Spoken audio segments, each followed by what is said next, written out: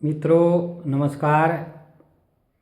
एकादशियों के बारे में मैं पूर्व में भी आपको बता चुका हूँ कि वर्ष में 24 एकादशियाँ होती हैं। जिस वर्ष अधिक मास होता है उसकी 2 एकादशी बढ़ जाने के कारण कुल 26 एकादशियाँ होती हैं। पहली एकादशी का नाम उत्पन्ना एकादशी है, जो मार्गशीर्ष कृष्ण पक्ष में पड़ती है, तथा 24वीं एकादशी देव प्रबोधिनी एकादशी है, जो कार्तिक शुक्ल पक्ष में पड़ती है। हर एकादशी का अपना अलग अलग महत्व है। पद्मिनी तथा परमा एकादशी अधिक मास की एकादशियां हैं। आज मैं आपको पौष शुक्ल पक्ष की एकादशी, जिसे पुत्रदा एकादशी कहते हैं, उसकी व्रत कथा सुना रहा हूँ, जो इस प्रकार है। युधिष्ठिर ने पूछा कि हे भगवान, कृपा करके यह बतलाइए कि पौष शुक्ल पक्ष की एकादशी का क्या नाम है, उसकी विधि क्या है और उसमें कौन से देवता की पूजा की जाती है। श्री कृष्ण बोले, हे राजन, इस एकादशी का नाम पुत्रदा एकादशी है। इसमें भी नारायण भगवान की पूजा की जाती है। इस चर और अचर संसार में पुत्रदा एकादशी के व्रत के समान कोई दूसरा व्रत नहीं है। इसके पुण्य से मनुष्य तपस्वी, विद्वान और लक्ष्मीमान होता है। इसकी कथा इस प्रकार है। भद्रावती नामक नगरी में सुकेतुमान नाम का एक राजा राज्य करता था। उसके कोई पुत्र नहीं था। उसकी स्त्री का नाम सैव्या था। वह निपुत्री होने के कारण सदैव चिंतित रहा करती थी। राजा के पितर भी रो रो कर पिंड लिया करते थे, क्योंकि राजा की कोई भी संतान नहीं थी। वह बड़ा दुखी रहता था। राजा को भाई, बांधव, धन, हाथी, घोड़े, राज्य और मंत्री, इन सब में से किसी चीज़ से भी संतोष नहीं होता था। इसका एकमात्र कारण पुत्र का न होना था। वह सदैव वही विचार करता था कि मेरे मरने के बाद मुझको कौन पिंडदान करेगा। बिना पुत्र के पितरों और देवताओं का ऋण मैं कैसे चुका सकूंगा। जिस घर में पुत्र न हो उसमें सदैव ही अंधेरा रहता है। इसलिए मुझे पुत्र की उत्पत्ति के लिए प्रयत्न करना चाहिए। जिस मनुष्य ने पुत्र का मुख देखा है वह धन्य है। उसको इस लोक में यश और परलोक में शांति मिलती है,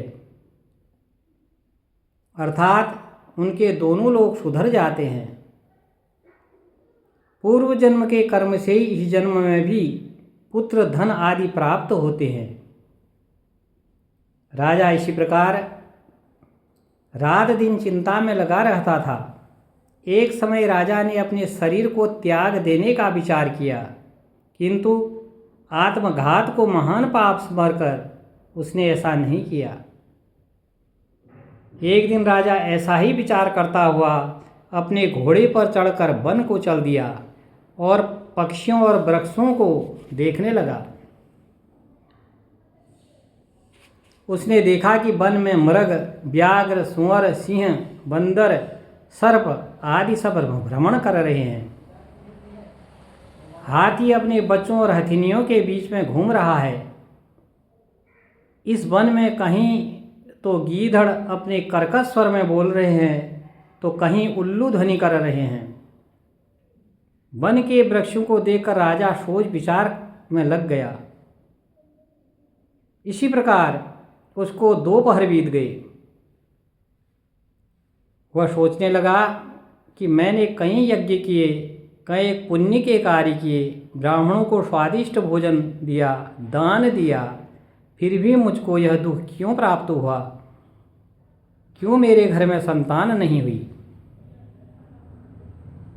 राजा प्यास के मारे अत्यंत दुखी हो गया और पानी की तलाश में इधर उधर फिरने लगा। थोड़ी दूरी पर राजा ने एक सरोवर देखा। उस सरोवर में कमल खिल रहे थे तथा सारस, हंस, मगरमच्छ आदि विहार कर रहे थे। उस सरोवर के चारों तरफ मुनियों के आश्रम थे, ऋषियों के आश्रम थे। उस समय राजा के दाहिने अंग फड़कने लगे। राजा उसे शुभ शकुन समझकर घोड़े से उतरकर मुनियों को दंडवत करके उनके सामने बैठ गया।